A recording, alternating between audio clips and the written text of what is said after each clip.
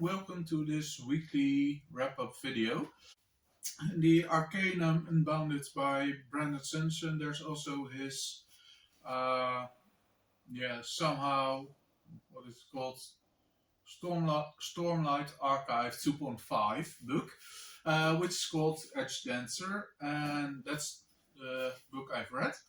In it, we see one of the characters Sanderson put in one of the in his Stormlight Archive books. So I think that was in Words of Radiance that we meet her.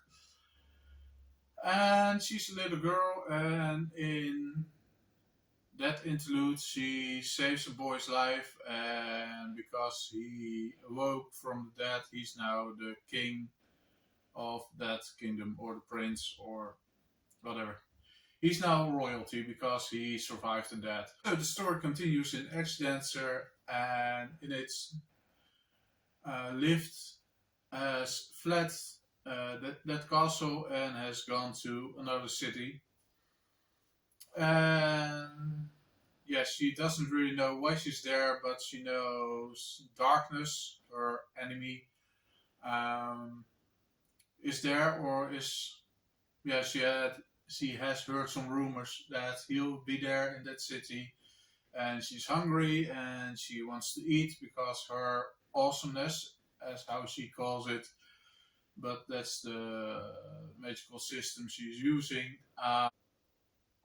runs on food or on Stormlight and Stormlight Archive. Anyway, she travels into the city, she disturbs something, and yeah, she's just doing her usual stuff, which isn't really well thought through. But yeah, she's just a little child, and she's an orphan and trying to find her way into this world. It's very interesting to see how she interacts with Windle, her spren, and that's a kind of creature that appears when you either hurt or when you're hungry or you're angry. So whatever, when you have an emotion or something happening to you, they may appear. This one is a special one and stays with her for a longer time, and normally you can see them and they will disappear, but this one stays with her, and eventually she can interact with it. Was very interesting to see their back and forth conversations, and she's learning from it, but also ignoring him because she thinks, well, it's an evil thing, but it's following me, so meh. It's a short story. It's a novella, about 160-ish pages. Much easier to read than the Stormlight Archive books. For example, this one will be my next read for this week. So, yeah, this is, I think, 1300 pages long. This was only 160. And wherein this is a very fast moving book, there's a lot of things happening and a very easy read. This book or this series is a much slower and more focused on political things and how to wave into the world and what's happening there, and all different points of view. I wasn't the biggest fan of book 2, so Words of Radiance, and I primarily read everything and want to know what's happening, so I will bother reading this one with 2 people.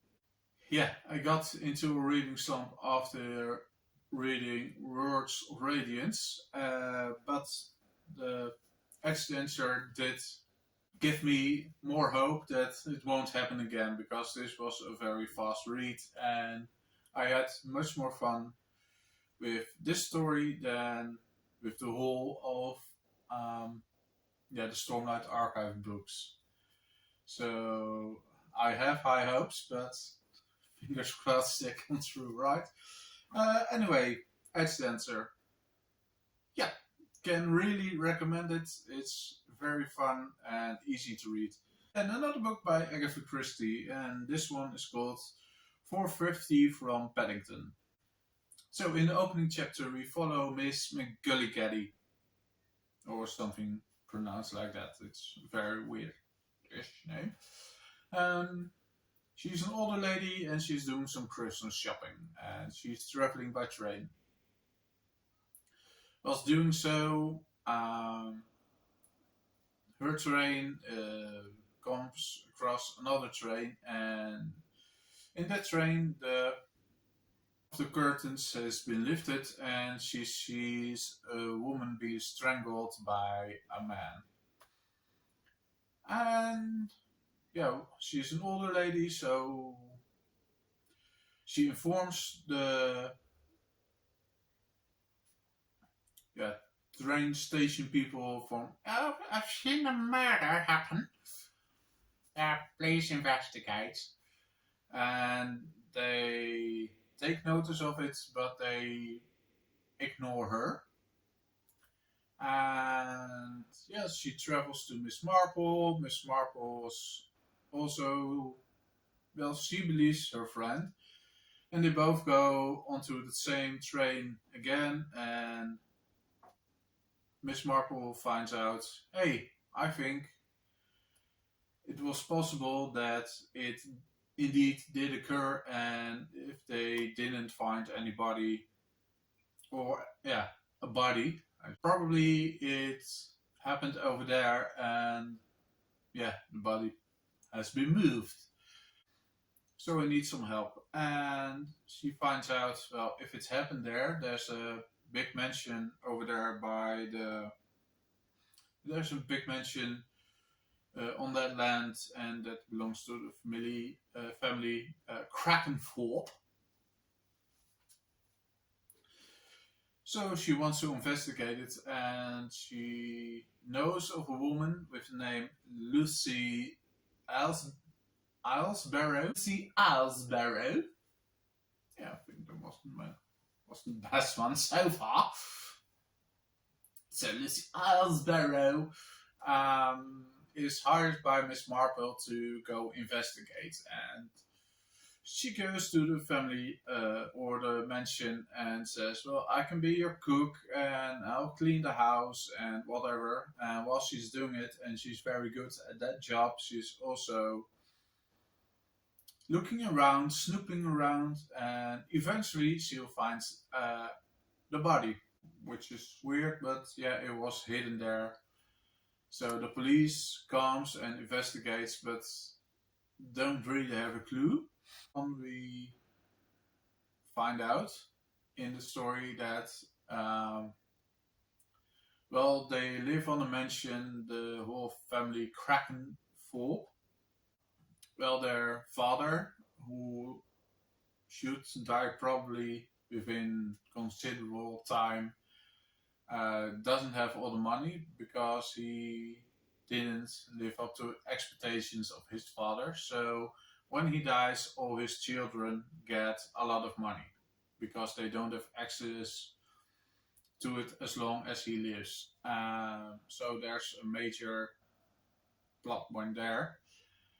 And it's a very, very interesting story, and I really liked it. So highly recommend it. So yeah, a lot of mystery, a murder. Yeah, it was great. Yeah, the last book I read was Ready Player 2 by Ernest Cline. And this one wasn't the great. I did fairly enjoy, at least in my opinion, Ready Player 1. Can't say it is terrible, because there is an audience for it. It was just not for me. Mainly because, well, it's set in a digital world, and we also see some glimpses of our world, and humans have fucked it up even more than we already did or do now. So yeah, we can now, or we follow Wade, or in his Oasis character, because most of it we follow in the Oasis, and then he is called Percival. Finds when he won the contest in Ready Player One, he finds out there's a new headset, and if you use that one, you can feel every sensation just as normal, but then in yeah digital setting or in VR setting, however you want to call it. Yeah, so a couple of years go by and they sell a lot of headsets, and he's even richer now than he was before. And then the fucked up stuff happens. So you can record the things you do in real life and put it online, and due to the headset, you experience it through the one who recorded it. So it is mentioned that people were doing drugs, like heroin and cocaine and all that stuff. It's now possible for people to experience what it is to use it without having the negative body influence of it. So you can get, or you feel the sensation of, yeah, getting high or being shut up with a lot of cocaine, a lot of heroin, whatever. And that's the least of the fucked up stuff that's happening in the book, because there's also mentioning of a woman or multiple women recording giving birth to their child because they think, well, it's a great idea that my child can experience how it felt when I gave life to it. So when I was going into labor, and I had all the pain and everything, and the child being born, yeah, I think my child will have a very fun time experiencing that. Yeah, and that's only the first 60 pages in it. Yeah, when they sell a lot of the headpieces, then another Easter egg hunt begins. Yeah, so Wade is joined by his virtual friends, Samantha, Shoto, and Ake, I think I should pronounce it. And they go on. Well, they actually um, ignore everything, and yeah, at some point, an AI character goes hostile, and he kidnaps one of their friends. And while he does so, they are forced to work together to, yeah, fulfill the whole Easter hunt, and they have to find 7 shards of. Well, you can see 7 shards to be whole again. So they go onto the quest, and whatever things happen. That being said, it still heavily leans on 80s and 90s references. So there's a lot of mentioning of D&D. Prince plays a major part in this story, or one of the quests is about Prince. Um, yeah, an adventure or a story that Tolkien wrote, I think in the Silmarillion. That's straight copy paste, only change 2 character names, and yay! I can fill up 80 pages of the book. Um, yeah, meh. The ending is pretty much more fucked up than um, the stuff I mentioned earlier. So yeah, am I the biggest fan? No, not in long shots. Like I said, there are some fun things happening in it, but no, no, no, no, no, no, no, no, no, no, no, no, no, my friend.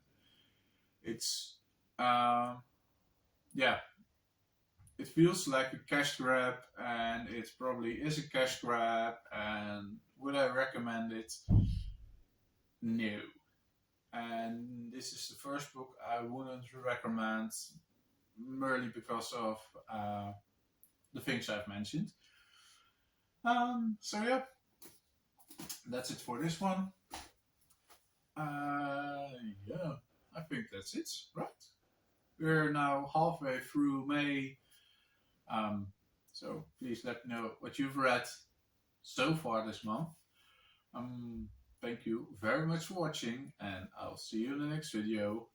Bye!